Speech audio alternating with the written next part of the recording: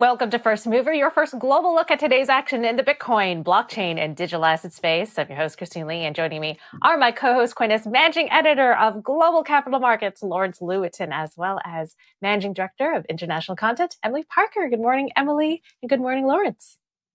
Good morning. Good morning.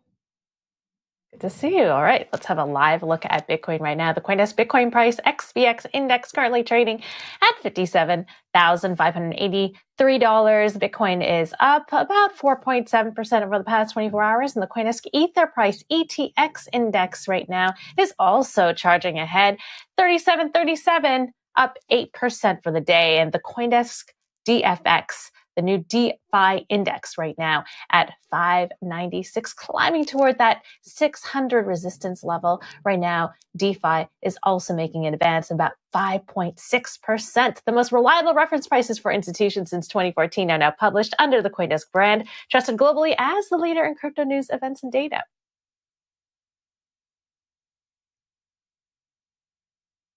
The other day, they are going to end their buying program. Could that be propping up markets at all? Yeah, a couple of interesting things happened. We had if you take a look at the market right now, the CoinDesk 20, all the assets in the CoinDesk 20 are up. And that tells us that there is some positive outlook towards crypto. And one of the things, of course, is that the Fed has kind of kept down or lowered their comments about inflation being transitory. In other words, they're kind of looking at it and saying, this inflation thing might be a real problem.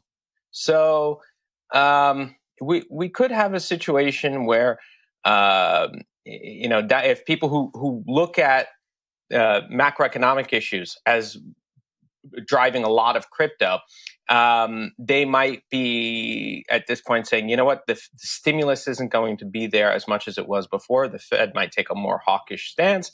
That means the value of the dollar will go up relative to what we expected had there been an increased inflation. And that means lower prices for crypto. Mm-hmm. Other bullish sentiment out there. It appears Vladimir Putin is showing a bit of a tolerance towards cryptocurrencies. And, there is a lot of talk about the mining hash rate of Bitcoin moving from China to the United States, right, Emily? Yeah, so there were just two really interesting reports that are showing the growing prominence of the United States in the crypto economy. So one is that, due to China's crackdown, North America is now the leader in Bitcoin mining, according to the Cambridge Center for Alternative Finance. This is a pretty big deal. The other countries on the list were Kazakhstan, Russia, Canada, Malaysia. It's kind of interesting, but mining is clearly becoming more decentralized and the US's rank is going up. The other interesting piece of news is from Chainalysis, who did an analysis of the global DeFi market and put North America as number 2 following Europe. So these are some very interesting trends in how crypto is shifting away from China. Interesting. And more on that Vladimir Putin conversation next with our spotlight guest. The CoinDesk Spotlight is brought to you by Nexo, the place to earn on Bitcoin, Ethereum, and more. So Russian President Vladimir Putin doesn't think crypto can replace the US dollar in settling oil trades yet, though he does believe it has value, showing some tolerance towards cryptocurrencies in an interview with CNBC. And joining us now to discuss is Beth Buchanan, President of Americas and Global Chief Legal Officer at Merkle Science, a predictive crypto risk and intelligence platform. Hi there, Beth. So we heard Vladimir Putin asking whether he was asked whether he thought Bitcoin or other crypto could be used as an alternative to the dollar in the context of U.S. imposed dollar-denominated economic sanctions, and Putin saying it's too early to talk about using crypto in the trading of energy sources, but that crypto has value and may exist as a means of payment. Does this mean that Russia is warming up to crypto? Well, anytime you hear a foreign leader saying anything remotely positive about cryptocurrency, I think it's really a good thing. And so it's statements like this and those from Chairman Powell saying that the U.S. is not going to ban cryptocurrency, are all very good for the expansion of the cryptocurrency market. Mary Beth, one thing that is still dollar denominated, of course, in many respects, are stablecoins. Are we going to see a coordinated global effort to regulate it, or is it going to continue being left in the hands of this individual countries to do so? Primarily, though, the United States. Most stablecoins are denominated in dollars. Is the world kind of looking to the U.S. to lead the regulation charge there, or will there be some coordination? Yeah, I would expect that every country is going to set its own regulations with regard to stablecoins. Right now, what we're seeing in the U.S. is that a lot of the companies that are offering them are doing things on their own that are very positive, like releasing monthly audits, disclosing what the amount of backing is for the stablecoin. And these are all very positive things. So I would expect this to continue, and individual countries will have to set their own framework around the expansion of stablecoins. But is there any concern, at least, that if they're not heavily regulated or at least partially regulated, you could have a situation where stablecoins effectively turn into either securities or into some form of money printing, if you will, an inflationary product? If they're not, if one country isn't regulating their own stablecoins enough, or if another country allows it to get out of control. Yes. So at this point, the way stablecoins are designed, you have an asset that can be used to exchange for other assets, and the stablecoin is backed dollar for dollar by another asset. So I don't think that there's a risk that this is going to be labeled as security. And again, I think that, like all other crypto regulation, each country is going to have to set their own rules. And I think it would be dangerous, in fact, if we had a global rule with regard to stablecoins. Let's just talk a little bit about the U.S. specifically. So clearly, cryptocurrency has caught the attention of regulators in this country, and but there's also the danger that they will go too far and there will be overregulation that stifles innovation. I'd be curious if you could just tell us a little bit what you think are some specific regulatory actions that would actually be good for the cryptocurrency market. Sure. I mean, I think it's important to understand that cryptocurrency is a $2.06 trillion financial opportunity. And this is a large number, which shows the global acceptance. And the criminal activity with regard to cryptocurrencies is actually less than 1%. It's like 0.062%. So clearly the criminal illicit activity is not really as large as some reports might make it seem to be. But nonetheless, more clear regulatory guidance with regard to what is a security, for example, and what is a commodity, I think would be very helpful, particularly to financial institutions that would like to get into the cryptocurrency space and are not used to dealing with regulatory ambiguity. Do you feel that there's one of the issues with the U.S. has been just kind of a lack of coordination among the different agencies that regulate cryptocurrency? Do you think that there should be, for example, do you think like the SEC should play a greater role or the CFTC should play a greater role? Like, how do you solve that problem with the fact that you have these multiple agencies kind of doing different things and everyone's sort of confused about who does what?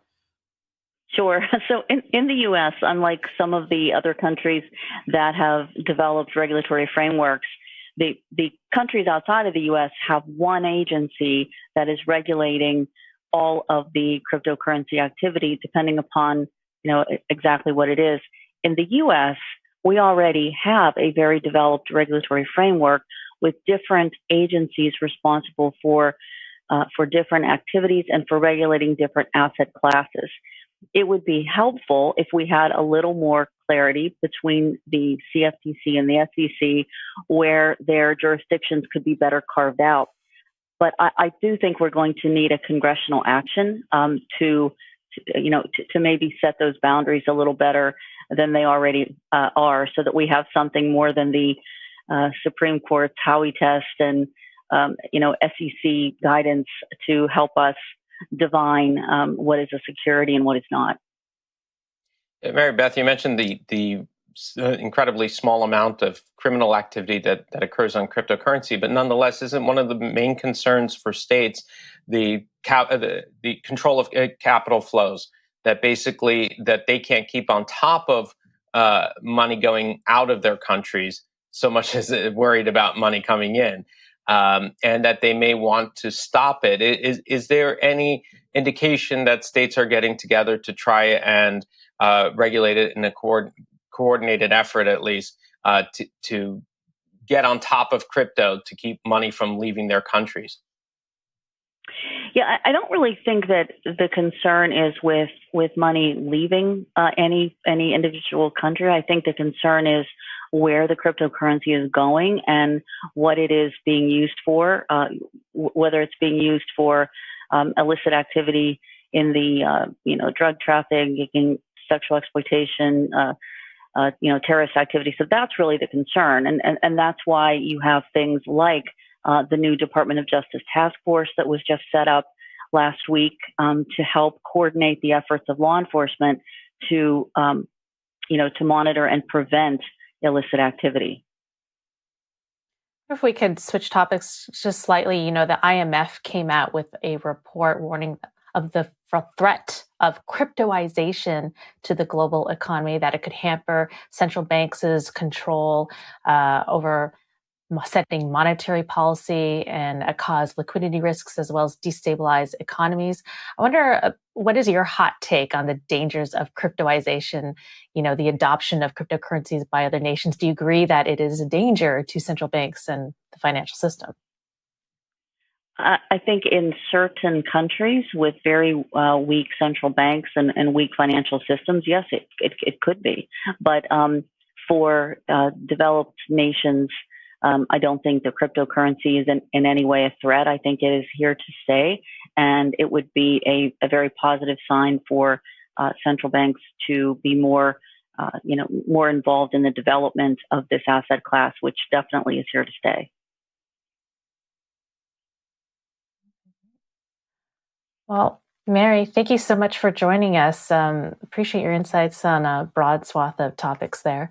That was Mary Beth Buchanan, President of the Americas and Global Chief Legal Officer at Merkle Science. Coming up, we'll have a crypto markets update with Seba Bank.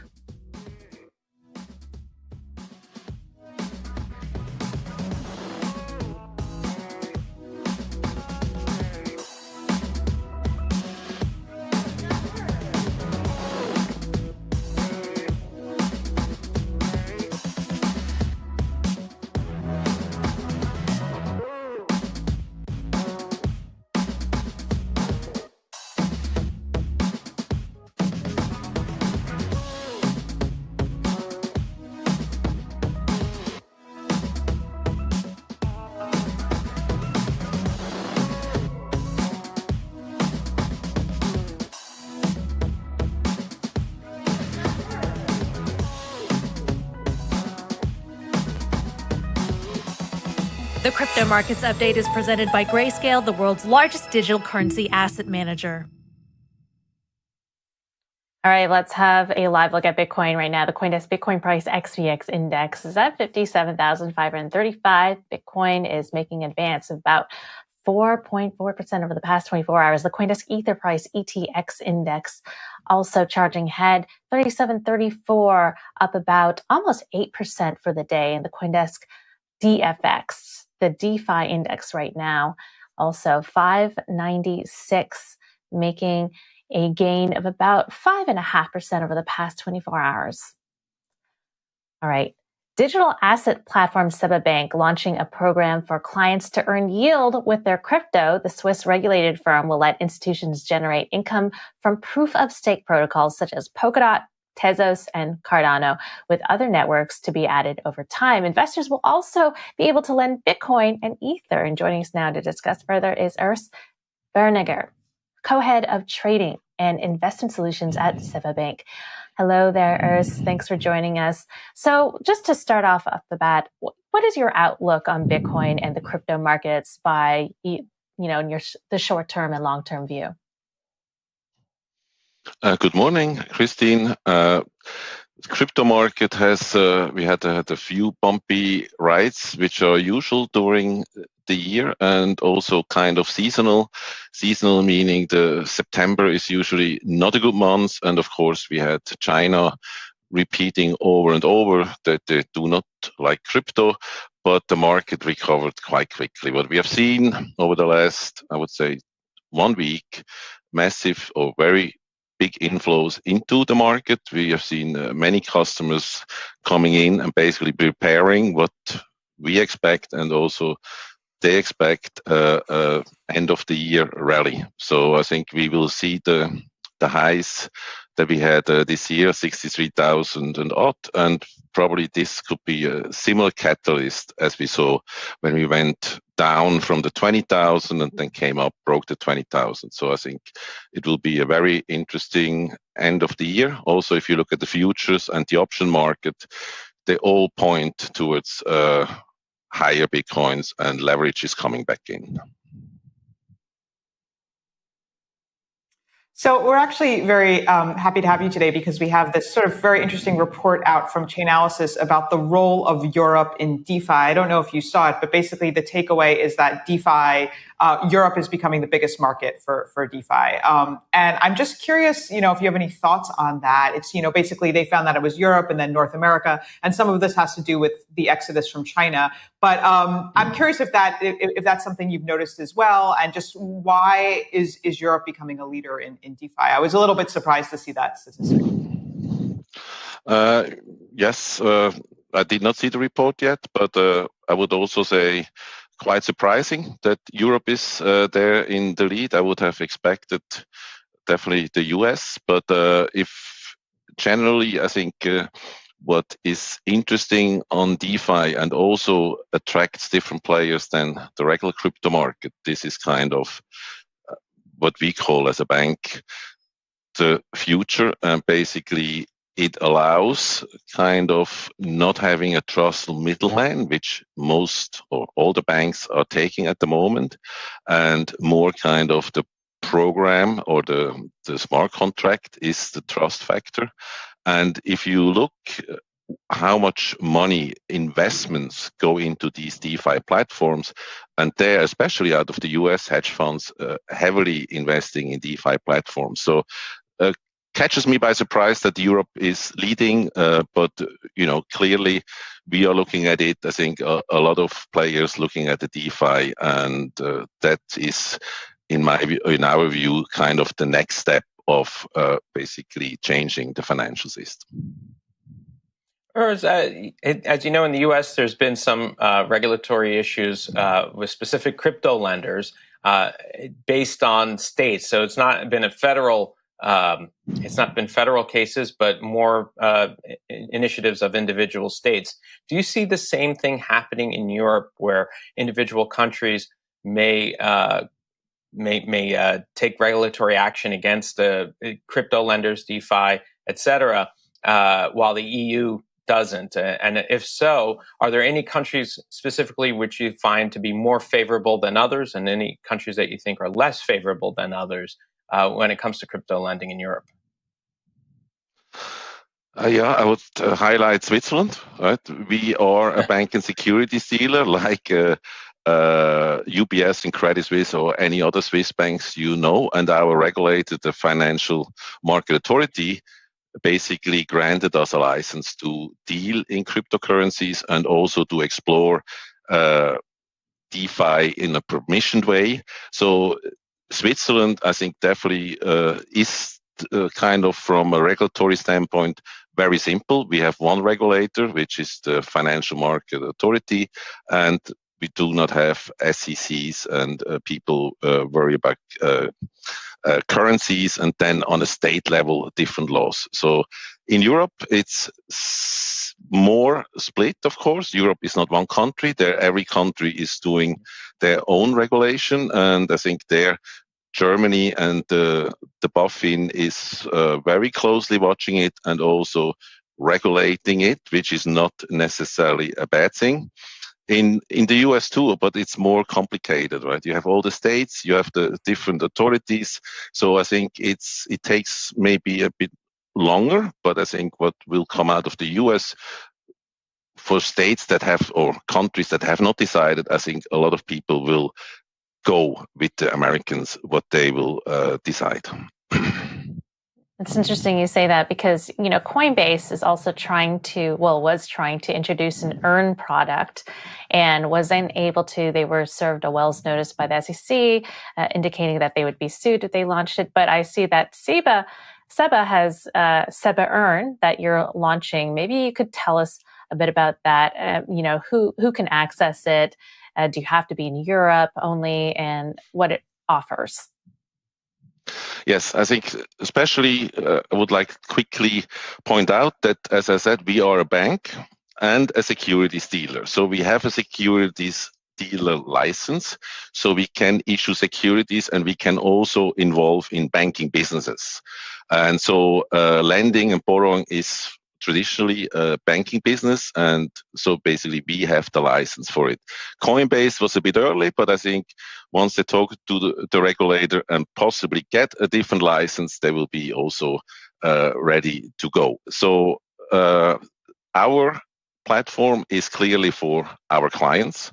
So to basically borrow and lend or stake, people have to have, if you want, a bank account, which is basically the opening of a bank account is very similar or the same like in any other bank, KYC, AML, etc. It's not just that people could pay into Seba and then start staking. So you need to be a bank customer.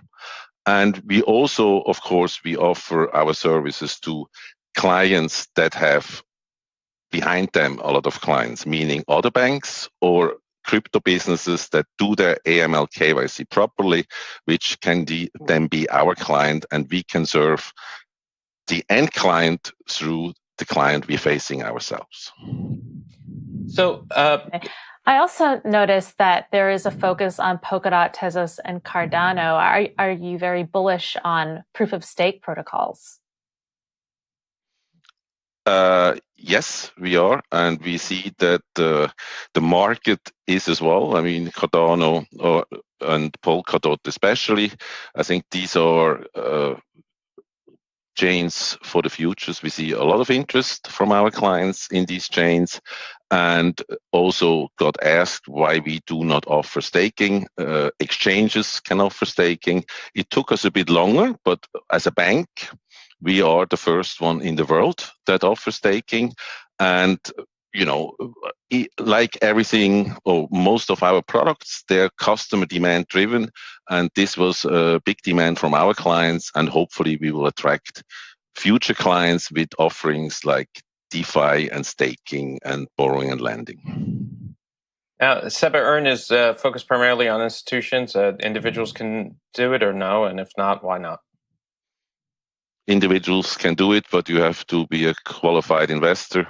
So there's certain hurdles of capital and understanding that you need. It depends on country. Switzerland, you need 500,000 bankable or 2 million total assets that you basically qualify, and which means basically you can do business with us. We're not doing business on the retail segment yet, but this is also something we're working on in the coming months. All right. Well, Urs, congratulations on this new product. Really exciting stuff happening in Switzerland. Thanks for joining us. That was Seba Bank co-head of trading and investment solutions, Urs Bernegger. All right. Coming up, we'll check in with CoinDesk Global Policy and Regulation Managing Editor, Nick Day.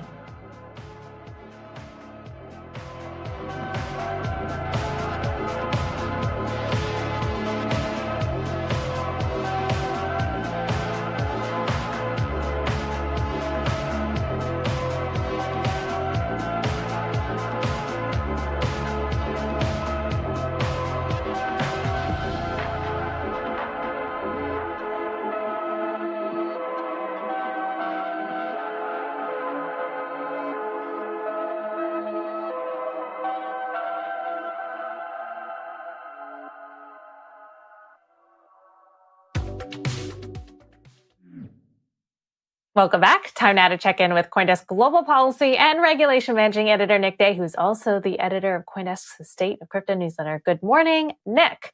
So, if you woke up this morning, Nick, you would have thought Russia and Vladimir Putin were all in on Bitcoin and crypto, but I think it's a little more nuanced than that. Maybe you could temper expectations for us.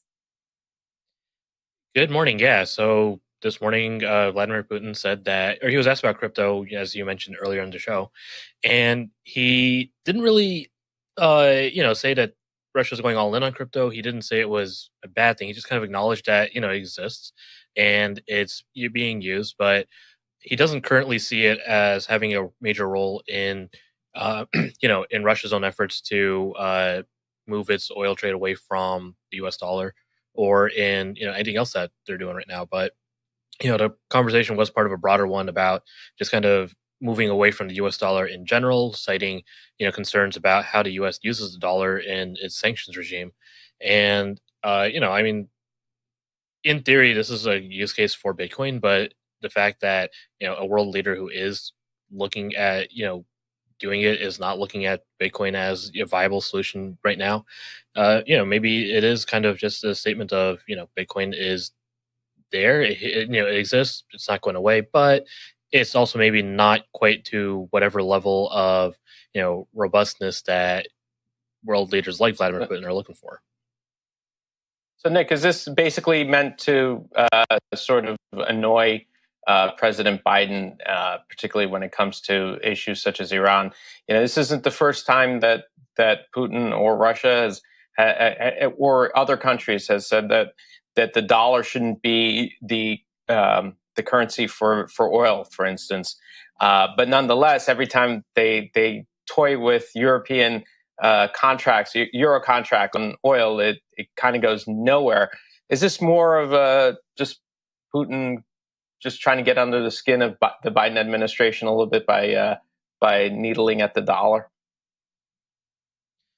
Yeah, I think that's one interpretation, and it's also kind of a broader, the broader picture of U.S.-Russia relations.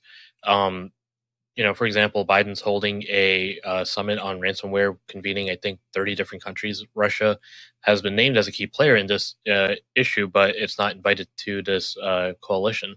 So, just kind of stepping back a bit, you could say that the Russia's relationship with the U.S. and with the dollar in general has been kind of frosty, especially the last year or so, and last couple of years it's been growing. And so this kind of feels like more just kind of another step along that kind of path, rather than a specific anything too specific, basically. Nick, do you have any idea where this CBDC report is that the Fed was supposed to come out with last week? They've been promising it for quite a while. I'm sure it's going to happen, but at this point, I think your guess is as good as mine. Every time an official is asked, they just say, "Okay, it's coming soon." So, yeah, it's coming soon. It's there with OJ's study to try to find the real killers, I think. Yeah, pretty much. We're waiting on you, Jay Powell. All right, Nick, thank you so much for joining us. That was our Global Policy and Regulation Managing Editor, Nick Day. Don't forget to sign up for the State of Crypto newsletter on CoinDesk.com. All right, and that is also it for First Mover. Thank you, Emily Parker, our CoinDesk Managing Director of International Content, Lawrence Lewitton, Managing Editor of Global Capital Markets. I'm your host, Christine Lee. We'll be back live at 3 p.m. with all that Bitcoin, and coming up at noon is The Hash. You're watching CoinDesk TV.